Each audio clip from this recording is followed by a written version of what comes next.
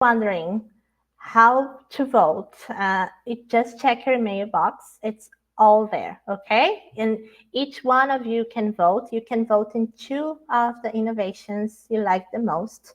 And the winner will be then shared tomorrow in the end of the day, okay? Let's get started with the innovations then. The first one from Impact Hub Phnom Penh, Bergchat Festival. It's a multi-city festival to work on creating a more inclusive Cambodia. And basically, as key facts, this was the first ever made event of this type in Cambodia. It was the founder partner was Oxfam Cambodia. The total cost, if you want to replicate this innovation into your local context, is around 11,000 euros. They run this event, this festival in two cities, and over 500 people joined. They have had a very, very diverse audience joining the festival, but better than me speaking about it, of course, it's better for you to hear from Impact Hub Phnom Penh, right? And here I will now share with you the video, 3 minutes video from Moni from Impact Hub Phnom Penh team sharing about this amazing innovation they have, okay? So let's go for it. Hello everyone, my name is Moni, spelled as Mony. I want to share with everyone about a event called Biojit, or it means Open Heart Festival. And the reason why we have this Open Heart Festival, or Biojit in our local language in Khmer, is because we wanted to advocate for diversity, equity, inclusion for people with disability, indigenous community, LGBT people, women, youth, and elderly in a way through mainstream media and trendy. And as you might know, I am a Gen Z myself. So we were thinking of what campaign, what way can we mainstream inclusion, diversity, equity into the current trend society. So we decided to create Budget Festival or Open Heart. We brand and communicate this festival as Budget Open Hearted for people to come, learn about people with disability, learn about indigenous community, learn about their culture, learn about LGBT. Everyone comes and open heart Budget to accept each other, raising awareness about the different community exists in Cambodia through art, through workshop, through many other ways. And one of the very, I would say, heartfelt thing is that our Budget Festival is the first festival including a concert that have sign language during the concert. So there was the deaf community and hearing impairment community who joined in and signed with us through the concert. And for them, it was the first concert there is to have sign language. This festival, we have things such as fashion show by the LGBT community, indigenous dances, performances by the indigenous community themselves, LGBT singers, there's drag shows, there was performance by the people with disability community, there was and of course our signature music video and song that you might have heard before, Me, You, and Us, performed at the festival with workshop during the day, festival during the evening, booth throughout the day. It was a full-on engagement in diversity, equity, inclusion circle. We have around 500 people joining in total throughout the two events happening in two different provinces. It might not be a lot, it's not 500 people, but for a small country with a big heart, I would say it's quite a community. And yes, thank you. Amazing. Thank you so much for sharing. Let's celebrate. Yes, Impact Hub Phnom Penh. Thank you so much for submitting this innovation. And as I see people are already sending questions in the Q&A, please share more questions because they're going to invite Moni here now. I'm too used now on having the stage thing on the platform, so I'm like, come to the stage. But Moni, we have a first question from Louise here. Have you engaged with members to make it possible, and how? So how was this creation process maybe as well, and the implementation process in that sense? And I'll stop screen sharing so people can see you.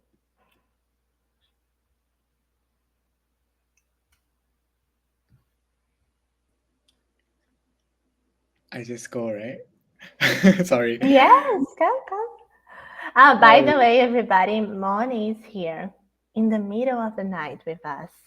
So, so thank you so much, Moni, for the effort of being here. You know, the time was not the best, but thank you, really. And yes, passing the word to you then for you to answer to this question. no worries. It's not that crazy hours. Just 1 a.m. I how am I engaged with members to make it possible? Have you engaged with your member to make it possible? It's a bit crazy. There was a lot of coordination into it. Um, it's a huge team. I would say the people who made this project happen is around 15 people. So it's not like only me, but it was a lot of coordination. If you see my Excel sheet, it's like 20 partners because this project is a collaboration project. It is branded, implemented by Impact Hub. It is a collaboration project. All of the people that you see in the project are collaboration. They, for example, singer, performer, they don't like take full like price in terms of venue. They don't take full price in terms of MC equipment. Everything in this project is full on collaboration due to the fact that we brand it as a festival for diversity, equity, inclusion, and because of that, a lot of NGOs, a lot of private company, a lot of stakeholder felt that in a way wanted to jump on on the trend of diversity, equity, inclusion. But of course, with the organization we work with, we make sure that the the activities and the events that we're doing avoid tokenism and so on, so on. How it takes a lot of people, 15 people to be exact, 8 hours a day for 3 months to all coordinate all of this happen. Um, so I hope that answered the question, Luis. Yes, I see what you're saying. Yes. Thank you so much, Moni. I do. Everybody, you can send questions in the chat. But I also have one question. Looking at the application, when talking about lessons learned, you mentioned that as first thing, inclusivity, inclusion requires intentional effort. Was something that is in your application, and it's so on point. So could you tell more about that? So what were the intentional efforts? What are the results that you see that came from that? Um, it's it's building the team for once. Um, I would say that in a way, uh, I handpicked the team in this project, and then the team at Impact Hub has been exposed and building their um, DEI knowledge for the past a few like 1 to 2 years already, and because of this, when implementing this project, they are intentionally being empathetic, being inclusive, and what intentionally means is that we intentionally have to think. And it seems like checking the box, but that is setting intention, right? Checking box is setting intention. If we don't have a box checks, we're not setting the intention to be inclusive. We're just doing just because suddenly we think about let's have sign language, but is it intentional? So when doing this, we went through a lot of consultation with partners, with experts, who works with different fields. We went to the disability community and asked what what can we do? How can we be inclusive? We borrow their ramp. We actually borrow their ramp, and then we hire sign language interpretation. We went to the LGBT community and asked, what's missing? What can we have? What can we do for the LGBT community? They say, have a booth, maybe drag. Drag is the core form of LGBT advocacy. So we had drag. This is how we are doing it intentionally, and we are implementing it in not just for this festival, is also now a future project of Impact Hub, is having intention to do something because we want to see impact, not because it's a suddenly trendy thing that we want to see, or suddenly we think of having spare budget, but we set the budget to have it and intentionally include all of this into it. And that is the lesson learned that we're taking into in future project now too. Thank you so much, Moni. And my last question, and it's a question that I'm gonna ask to all the Impact Hubs, right? What for any Impact Hub who wants to replicate the festival in their own context, what do they need to have in mind? What are the recipe, the first steps? Is there something that you would highlight so they need to have in mind in case they want to replicate it locally? I would say heart. Heart is at the core of this project, because it is called Open Heart or Budget. It's, if we're talking about business, this project does not generate revenue for Impact Hub, but it is a project for our heart. We're doing this. We're doing this knowing that it doesn't generate revenue, but what we generate is impact. And maybe it doesn't generate revenue for Impact Hub, but in the festival, there's booth, there's workshop, and these type of activity generate revenue for our communities. And that is one thing that I would say, again, for replication is hard. If you want to replicate this, you need to have the heart to be open, to be patient, and working with different community needs a lot of patience. Working with the visually impaired community, working with the hearing impaired community, working with LGBT community. The Budget Festival worked with 5 different major community, and patient, heart, empathy, and of course budget. Funding is definitely needed for application, and yeah. Amazing. Thank you so much, Moni, for joining us. Thank you, Impact Hub Pohnpei team, for submitting this innovation. And yes, congratulations on that. I see people clapping. Yes.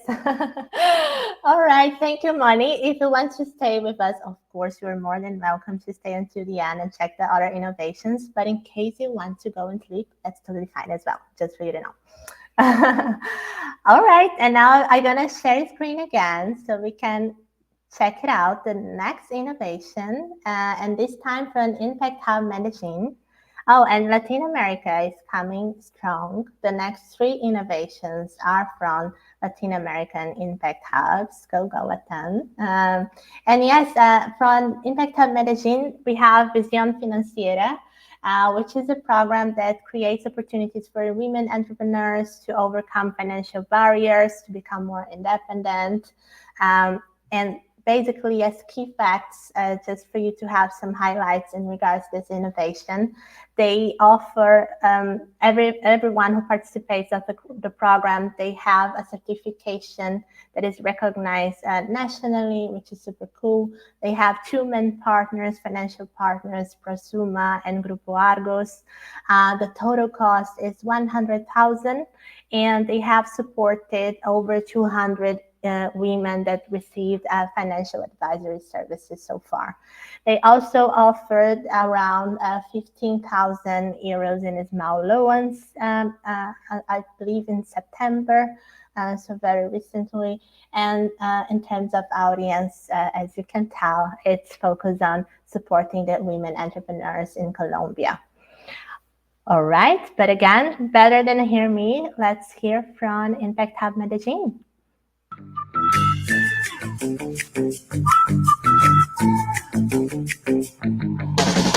Hola, soy Laura Chaverra, líder financiera de Impact Hub Medellín y estoy emocionada de presentarles Visión Financiera, una iniciativa que está transformando la vida de las mujeres emprendedoras en Colombia. Este fondo de financiación no solo ofrece educación financiera, sino también acceso a financiamiento necesario para que sus negocios prosperen. Además, contamos con el sello de educación financiera de la Superintendencia Financiera de Colombia, lo que respalda la calidad y el impacto de nuestras actividades. En Colombia, las mujeres emprendedoras enfrentan grandes desafíos para acceder a la financiación y a los recursos que necesitan para crecer. Muchas veces la falta de educación financiera y el limitado acceso a crédito obstaculizan sus sueños de llevar sus negocios al siguiente nivel. Es por eso que creamos Visión Financiera, un fondo que combina educación y capital para generar un cambio real. Visión Financiera brinda a las mujeres las herramientas necesarias para gestionar con éxito sus negocios y acceder a financiación adaptada a sus necesidades.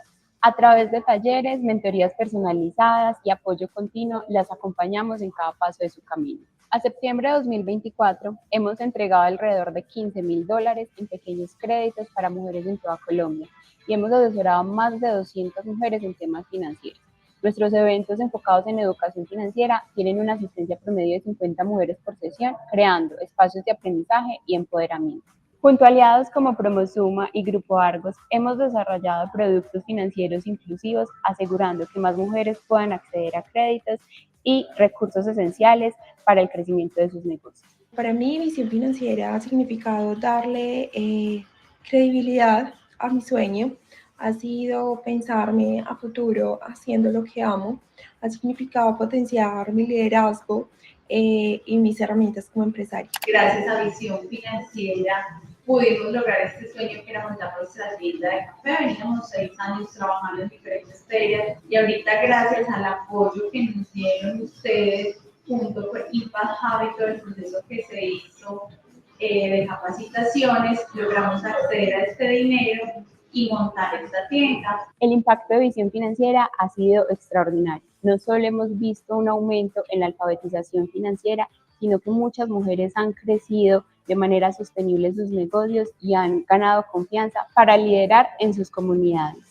Nuestro objetivo ahora es seguir construyendo un ecosistema financiero inclusivo para todas las mujeres en Colombia. Queremos que Visión Financiera sea un referente de inclusión financiera para todas las mujeres, no solo en Colombia, sino en toda la región. Creemos que este fondo tiene el potencial para inspirar a otros Impact Hubs a replicar la iniciativa. Woohoo, amazing. Congratulations. Thank you so much, Impact Hub Medellin, for submitting Visión Financiera. Really, really amazing to hear everything you have been working on. And to talk more about that, and please submit your questions in the Q&A session. But I want to invite Laura from Impact Hub Medellin to reply to some questions. And while the audience is thinking about the questions, I already have mine. So Laura, let me see you, if you can say hello, at least so I can. Hello, I am here. Hello, thank you so much for joining us. All right, so Laura, we can tell for the innovation description how important is the partnership building in this program, right? That it's around how you talk about the two partners that you have and how they make the difference on making this program possible, this innovation possible, right? And you mentioned two main partners, Prosuma, which is a financial institution, and the Grupo Argos. Could you share more about how have you developed these partnerships, and what do you think that is the role of such strong partnerships in the program? I believe that they go further than just providing funds, right? So if you could share a little bit more about the role that they play in the program, how was the process of creating those partnerships, and how does it make in the end the difference in regards to EDI? So passing the word to you. And thank you so much. Okay, thanks. Okay, with Visión Financiera, we want to change the way the financial system works and give more opportunities to those women who represent a greater risk to it. So Promosuma and Grupo Argos have been a great allies because this initiative is really risk. We have many opportunities and we have a lot of learnings because it's difficult to create a confidence with the entrepreneurs. The women have a lot of scared because they think that the bank is bad. In Colombia, it's really difficult to access to financial education. So we want to give the opportunity to grow up her business. And Promosuma is the one who has the permits needed to raise funds, and Grupo Argos is our contributor. So we have a committee where we talk about the different loans or the different process that we have in this fund. This has been a really nice experience because when we know the entrepreneurs, you connect with her history, her skills, and this is amazing. This year, we can help almost 200 entrepreneurs in different sessions when we talk about finance, marketing, legal strategies. So we can empowerments about different issues. So it has been amazing. Oh, thank you so much, Laura, for sharing. And there's a question in the chat from Luis. How have you scouted the participants to the program? How was this process of scouting? The participants are from our program Emprender Mujer. Emprender Mujer is a program who is what start in 2021. So we can help almost 500 women in this program with workshops and events around the I'm sorry, I am feeling nervous. Don't worry. It's been great. Okay. With workshops, a session of mentoring, and with these entrepreneurs when they finalize the program, they have been part of a community. So we try to talk with them, send newsletters or different pieces to connect with this fund. So the entrepreneurs are these Emprender Mujer, so we connect this program with this fund. Amazing. Thank you so much for sharing, Laura. And one last question. It's about the same that I asked to Moni before.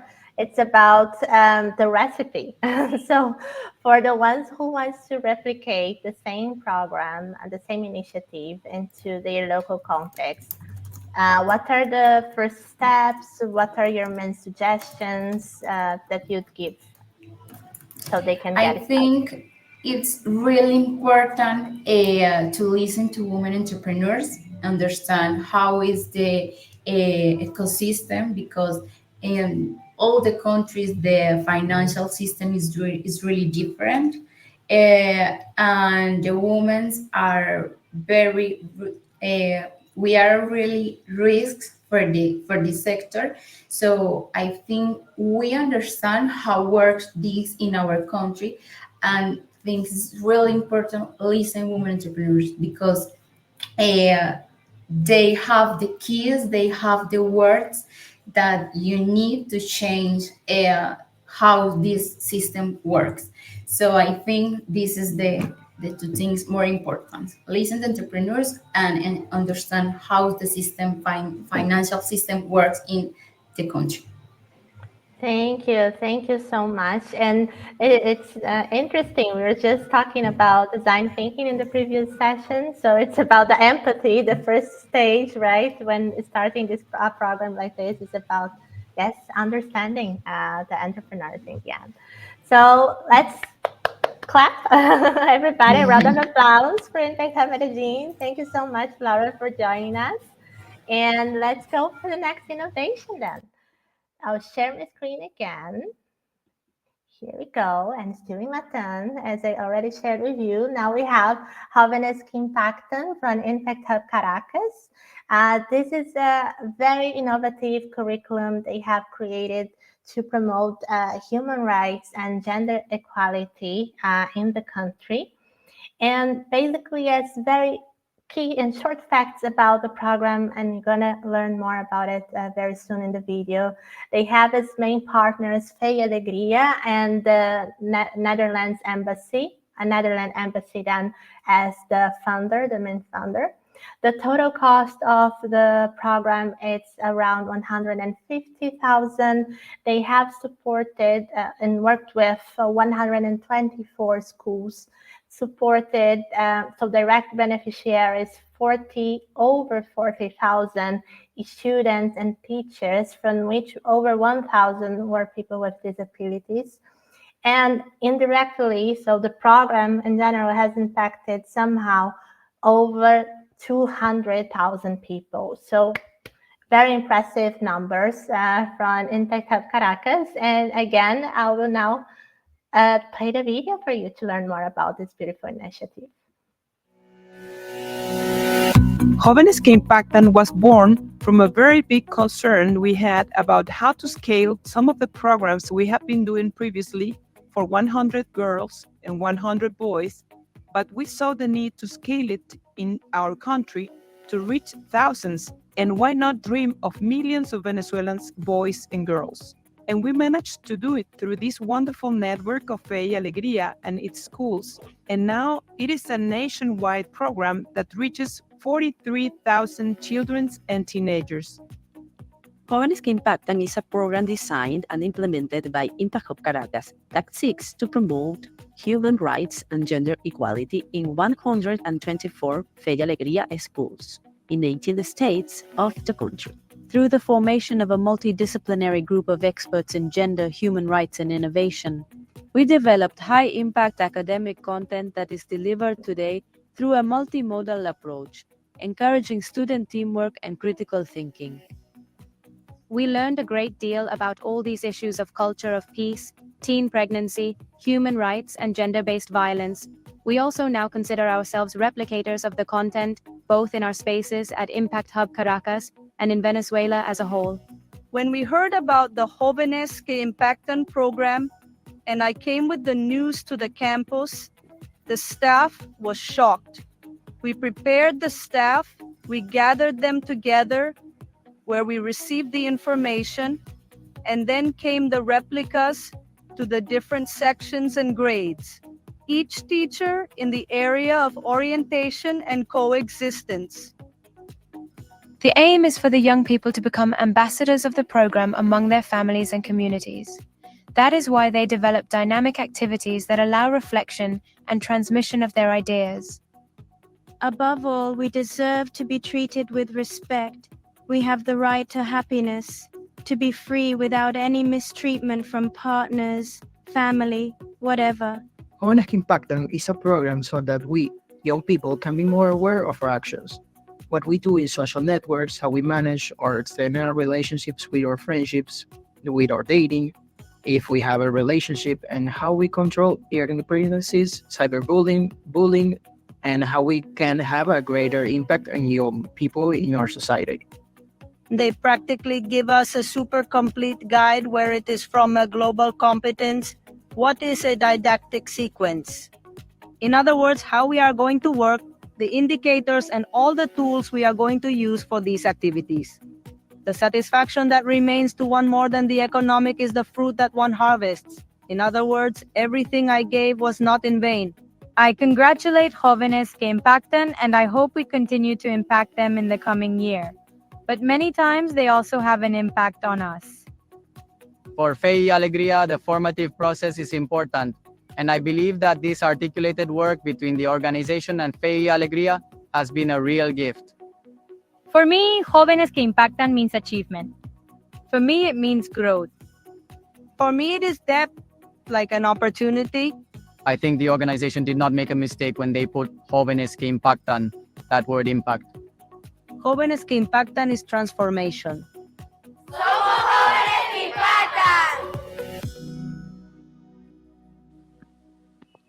All right. Thank you. Thank you so much, Impact Hub Caracas, for sharing this innovation with us.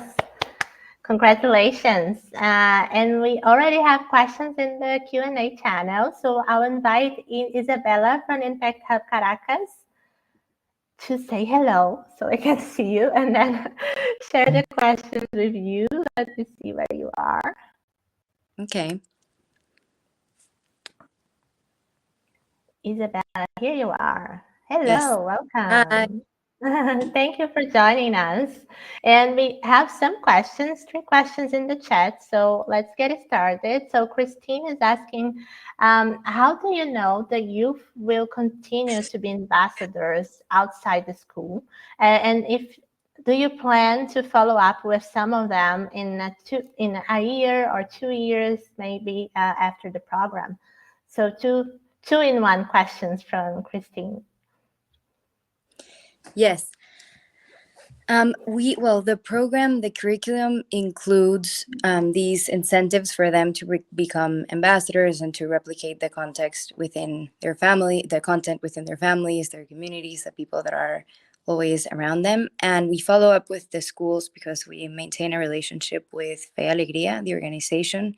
We have continued to add content to the curriculum. We have added videos, and other audiovisual materials, and we are in the process of bringing a similar curriculum for younger students. So we have kept our engagement with the program, with the schools, with the national coordinators, and we're always in touch and sort of interested in seeing how the program has been received and how it keeps growing now that it's been almost 2 to 3 years of implementation.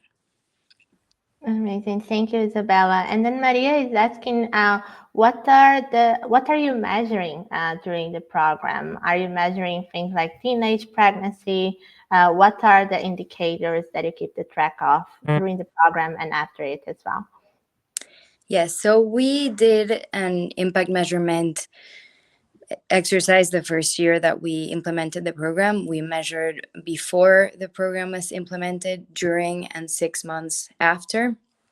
From that impact measurement experience, we gathered that all categories of the program, there was an increase in the students' understanding of these subjects. So what we measure is their understanding of the material that they're receiving through tests that a specialized organization carried out. And in education, the changes are very incremental, especially in this population of teenagers. But there was a significant growth in their learning and their understanding of these subjects, and especially in the terms of teenage pregnancy. Out of all the other areas or topics, the understanding of material regarding the prevention of teenage pregnancy was the one that showed the biggest change from before the program was installed. Thank you. Thank you so much. And then one more question from Al. Considering how this might be something quite new, how was the social reception by the teachers, parents, and public in general in this program? Yes, so we engaged in a participative and open process from the beginning, especially with the school's team, the national team, and professors from each institution, in which they were able to participate in the content creation while we were sitting with experts in all of these areas to create the material that would then go into the program. And so we heard their feedback. There were some aspects that we changed, that we improved, that we listened to their impressions, and we included them into what we ended up producing. And we have also done surveys and other kinds of tests to see how they have been sort of having a relationship with the program and the material. And we've been very pleasantly, not necessarily surprised, but for me personally, it's been very gratifying to see how open and grateful people have been for the program, understanding that it is new material, that some of it may be even uncomfortable for some people, and what the reaction has been to be pretty open of what we have shared. But I think that has been because we've done it in a way that includes their impressions, their opinions, their thoughts, and so it's a very participatory exercise. Thank you so much. As we can see, it's a pattern, right? On DEI programs, it needs to have co-creation. It needs to have this involvement of the groups from the very beginning. Isabella, then my last question to you, as I asked the others, in regards to the recipe, in terms of next steps for the ones who wants to implement a program like this one in their local context, what are your suggestions? What do they need to have in mind to move forward? Well, I think the first one is similar to what I said before, that it's for a program like this one, it has to be pretty context specific, and there needs to be the input and impressions of the people that are going to be receiving the program included in it. And so a lot of listening and understanding what people need. And then I think something that was very helpful for us was to have an efficient replication and distribution model. So the program required a big investment at the beginning to create all of the content and do the sort of first introduction of the materials in schools. But now it's been sort of put into place, and it's part of each school's system. And so the replication process is not going to be as costly. And so this sort of ensures that it's going to be taught over time without more funds, which are not always available. Thank you so much, Isabella, for joining us, and Impact Hub Caracas for submitting this innovation. So huge round of applause to you all. Thank you so much. And now let's go to our next innovation. So sharing my screen again. Raíces from Impact Hub San Jose. So basically, this is a program that is redefining sustainable tourism in Costa Rica, in indigenous territories. And as some very short key facts, just for you to have an idea of what they will talk about, they bring a combination, this program brings a combination of accessible innovation tools, indigenous partnerships, and financial solutions tailored to the local context, tailor again, so about involving the beneficiaries from the beginning, right? And they have run the program in 7 indigenous territories, 68 people as direct beneficiaries, 28 ventures supported, and they had over around 280,000 of non-refundable seed funding to those ventures. And as total cost, it's around 70,000 euros. Please consider, of course, that it's not including the money that they offered as seed funding, of course. Okay, and let's hear about Raíces then. Hello, my name is Cristina. I am the Executive Director at Impact Hub San Jose, Costa Rica, and we want to present to you Raíces. In the past 4 years, Impact Hub here has been working to position ourselves as an organization that is developing and designing and implementing innovation entrepreneurial solutions directly designed for non-attended audiences in Costa Rica. Raíces is an example of that. Raíces is an incubation program, the first incubation program in Costa Rica, focused on indigenous territories, indigenous people in Costa Rica, and it's specifically developed and designed to develop a sustainable tourism sector, as a tool. We wanted to share this slide just to share it and to address the important message that we were hired to design this program in 2022, and the first edition started in July 2022. But since 2014, there has been a lot of work that has been done with a lot of actors in order to get at the end to design Raíces. So this has been a really ecosystem building approach. a good example of an ecosystem building approach, not only addressed by us, but us included there as important actors, and then being able to contribute in all this strategy that started in 2014.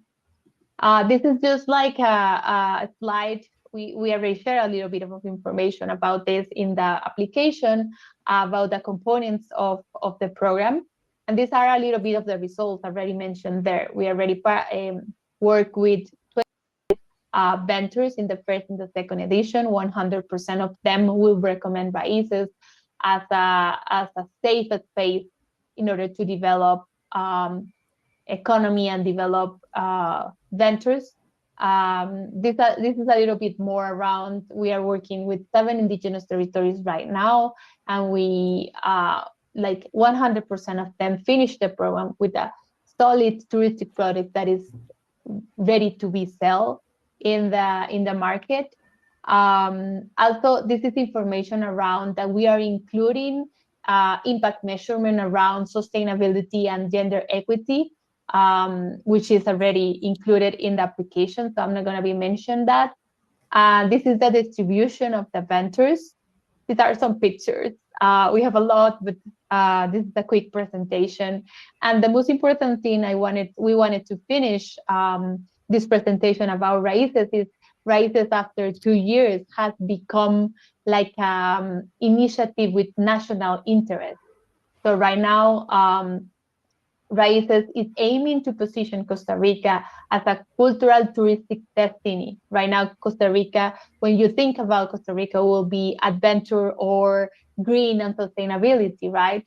But then we want to position Costa Rica as another type of touristic destiny, as for example, Peru and Guatemala. And we are aiming to do that with a roadmap, a really clear roadmap. And well, let's follow the progress of Raíces. Thank you a lot for your time. Yay! Cheers to Raíces from Impact Hub San Jose. Round of applause to them as well.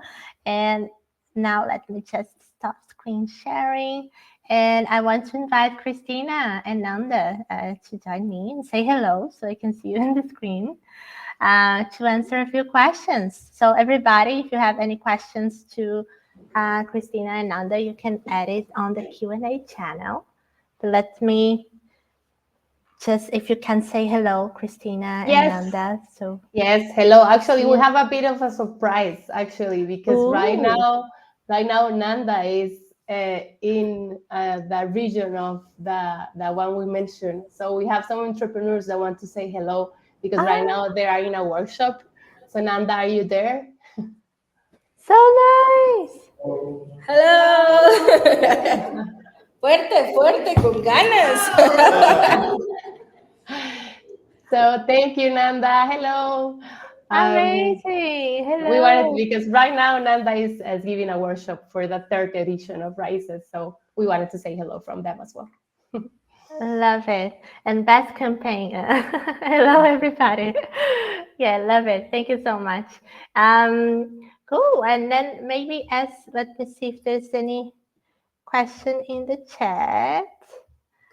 I will come with my question then. And my question is again about this, the process of co-creating the program, right? Because you highlighted a lot in your application the importance of involving the beneficiaries from the start. So I was curious to know, and also it's very clear in your application that you dedicate a long time, so lots of intention on the program design, right? And doing this with the beneficiary group. So I'd love to hear more about details of this process, best practices as well in terms of co-creation, and yeah, would love to hear that. So if you, Christina and Nanda, who wants to share, please go ahead. Yes, actually, the co-creation process started before we know like Raíces will exist, actually, because we started 4 months consultancy, and we did a lot of workshops in the 7 indigenous territories, and we mapped the leaders there, we mapped the governance models as well, and we mapped a lot of things. And actually we we apply design thinking actually into the design of this co-creation process there. And actually, one of the important things here is we actually created a survey, so for them to select even the name of the program. We didn't want it to do anything on our side. So we did this cool survey, and Raíces was the name selected. So every time they are mentioning the name, it's because it represents them, because actually they select the name after all the field work we did with them over 4 months. So and actually it was the first paid consultancy services we did with partners, because they actually understood that this understanding process is really important before starting an incubation process itself. Amazing. And then how did you select the participants for this program? Okay, so we have we have like a complete selection process, because as we are assigning public seed funds for them, so we need to have everything in place. But basically, we are selecting, like all the territories can apply, and we are selecting two people from each territory. So we are selecting 14 in the first and the second edition. We were selecting 14 ventures. And basically, we are selecting them by some criteria around innovation, but as well some criteria around the cosmovision they are having. And all the criteria around the cosmovision they have are actually like defined by them for sure. And another important thing is that all the people selected need to pass a due diligence process that is completed by the recognized organization in each territory. So this recognized organization needs to like validate that the people or the venture apply is aligned with all the like the needs and the preferences in each territory. And that's something really that actually has been really like challenging, because there are 7 territories, but each one of them has different ways of selecting and validating each venture. So it's a lot of conversations going on and understanding, and of course validating their view. Thank you so much for sharing, and so many layers of how to involve the community, the beneficiaries from the start, not only the beneficiaries in the end, but other local organizations. So thank you for sharing that. And then another question from Al is connected to the challenge as well. So you mentioned this challenge, but are there any other challenges in building this ecosystem? How did you overcome those challenges? Yes, I think that the most important challenge is around like governance, like a standardized governance we don't have in place, and recognizing that there will not be a standardized governance for the program, because each one of the territories has their own views and their own preferences and needs. So basically, the challenge has been how to address these communication ways in an efficient way as well, in order to implement a program that needs to have a specific period of time and that, right? So that has been a challenge. And this governance is like the most important challenge, because, for example, in the first edition, the recognized institution mentioned that the venture selected was not part of the territory, and they cannot recognize that selection. And starting that conversation without being pushy or being like I don't know how to say that, and respecting everything that needs to be respected, it has been a challenge, because we are outsiders.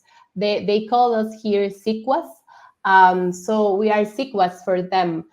So gaining that trust has been a 2-year process, And Impact Hub as an organization has been recognized as a safe organization that promotes a lot of things that we are actually talking in diversity and inclusion, but it has been a 2-year process to get there, right?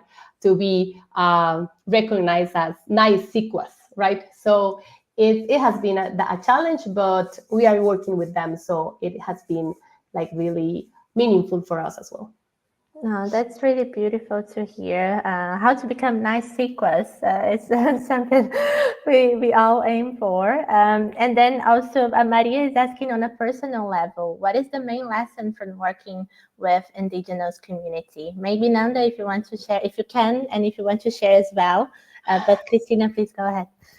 Actually, they are starting the workshop, and she just wrote me like they need to leave because they have 2 hours to finish the workshop there. They just finished lunch. That's why it's 12 o'clock here in Costa Rica, almost 1. So they finished lunch. No worries, priorities. Yeah, I will be answering that question as well.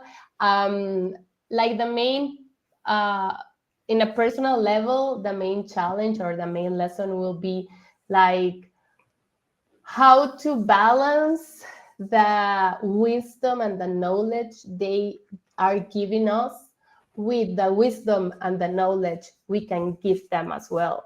Like that balance of the two sides of the CICUAS and then the indigenous people in Costa Rica, like that balance, that connection between the two visions has been like really meaningful for us because it's finding this connection spot. And when we find that connection spot, everybody grows. So it has been really, really a nice experience for all the team to do this program because of that. Oh, thank you. You are making, I think, everybody want to see this program happening in reality, in real time. It's amazing. So, Christina, last question, as I did to everybody, about recipe of the program, in a sense of for the ones who wants to replicate in their local context, what they should keep in mind, what are the main things that they should have in mind to move before moving forward and implement the program locally. Yes, well, talking about recipes, like a recipe is a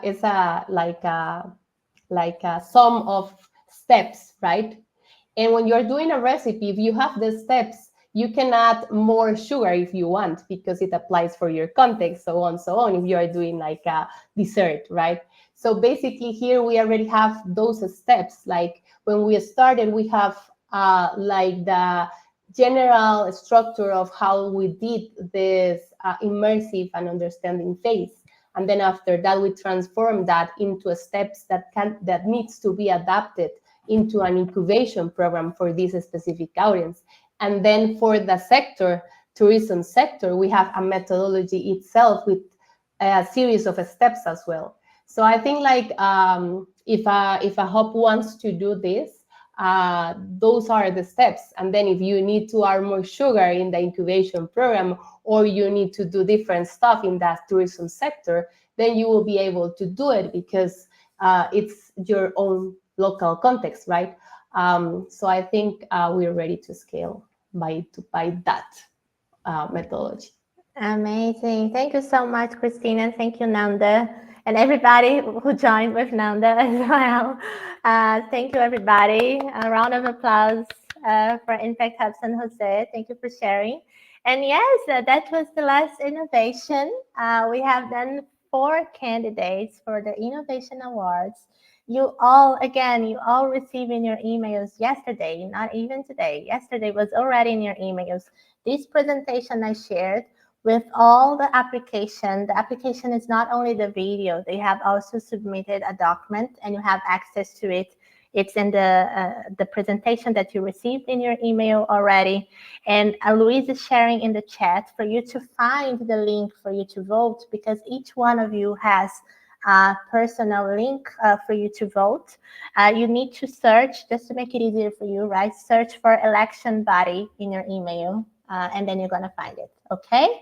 And then vote by tomorrow. I believe it's until 6 CET tomorrow, but vote right now, don't forget, okay? We have amazing innovation yes, all winners, as Alberto said before he left.